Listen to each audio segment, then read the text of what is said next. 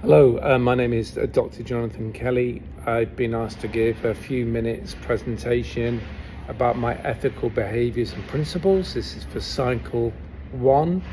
I'm pleased to be offered to do this. Quick overview. So I work at Oberoi International School, which is in Mumbai, India. It's a total IB school. So we've got 1,800 students and we work across phases. I'm basically going to draw upon my leadership in general. I've worked in quite a few schools in the UK, different countries, New Zealand, Australia, different places and different curriculums. I'm primary trained and secondary with 2 PGCEs. So I think that's quite useful in terms of a holistic viewpoint. So let me go straight in then, if I may. And I'll try to be brief. I know we've been given 5 minutes. Maybe I can wrap it up quicker. As a leader, I believe in leading by example, and I've mentioned walking the talk. Because I think the importance of relating, working with people, being authentic, being honest and transparent, their values I really appreciate in myself and qualities in others. I think also it's very important that people feel valued, and it doesn't matter who they are, whether it's the janitor, every stakeholder matters and nobody is above anyone else. And I think human dignity really is important. And I don't mean that as a cliche. I mean, because I think you can detect that in a community. And you see it with people will show it on their personas, they'll show it on their faces, their body language. I think it's very forthtelling if you walk into a place and you can just sense there's tension and whatever. So I think is really incredibly important. Being open-minded, growth mindset, I think also the leader needs to be constantly astute and situational. When I consider, you could be in an earthquake zone, you could be in a war zone. So, there's a lot of skill sets that you need, and you need to be versatile, adaptable. You need to be able to pick yourself up, resilient. But you never know what's going to hit you. So I think that certainly is a certain type of character trait, which might not be for everybody. So let's have more on walking the talk. So within this, I really like to sort of like home in on the idea of humanism, being authentic, relevance, and in touch. So I think in any organization, when you're dealing with people, you're going to have highs and lows. So I think it's important to be part of that journey, be humble, transparent, and humane. So there'll be moments where there's times for seriousness, moments where times for joy, times for anguish, times to be resilient, times for listening, times for action, times for silence. Smart times: specific, measurable, attainable, realistic, timely.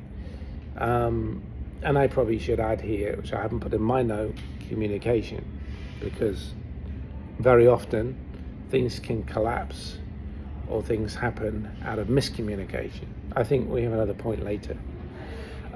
Mentor, coach, leader, communication. So I've threaded these together. So the leadership approach has to adapt, be situational and flexible. So for instance, if you're doing an evacuation fire drill, then on that sort of occasion, you need to be assertive. You need to be a very sort of different situation to a situation where I'm in a classroom. I would not want to be a behaviorist. I would want to be a constructivist. But if I'm on the middle of a tennis court, I'm doing an evacuation drill, then that's the time to be assertive and be a behaviorist, because you do need to be sort of sergeant major, because you're dealing with time, you're dealing with the logistics, accountability. You've got to be really wised up, and it is more decision making, bullet point, that type of temperament. I think communication with students, teachers, parents has to be skillfully coordinated, adapted, and dealt with in different ways depending on the nature.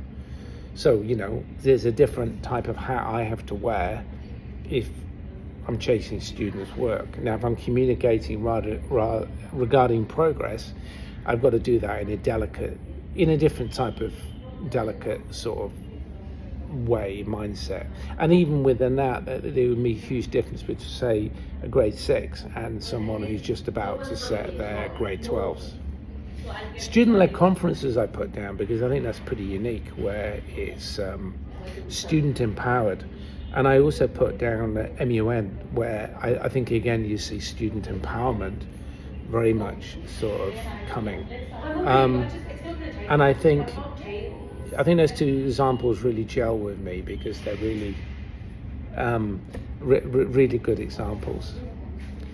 So I was asked to highlight goals from the LDR. So when I spoke with Leah Tomlin, who was excellent, we came up with 2 goals. So number 1, develop a team culture with a focus on well-being and walking in harmony and unison. And the other goal, strategically implement and develop teaching and learning that raises standards in terms of individual and team performances and a positive team accountability. So in my collaboration with Leah, what really resonated was the importance of leadership having integrity, being situational, timing, and a sense of appropriateness and when to step up. What plates need spinning? This was her analogy, and I love that metaphor. The idea of plates spinning, and in a circus, I think she was absolutely right. Which ones need to be spun? Which ones are you going to let drop? So I really like that analogy. The importance of holistic bird's eye view, of course, that we don't just get micromanaging, and we don't just get blinkers on.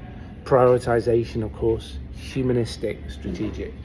The coaching mentor relationship, for myself, I see very much as an ideation process where it's back and forth, where it's integral and vital to be adaptable. At all times, to be self-aware of the importance of my own behaviour and principles, promoting high standards for pupils and staff. So I hope this is useful. Thank you for the exercise.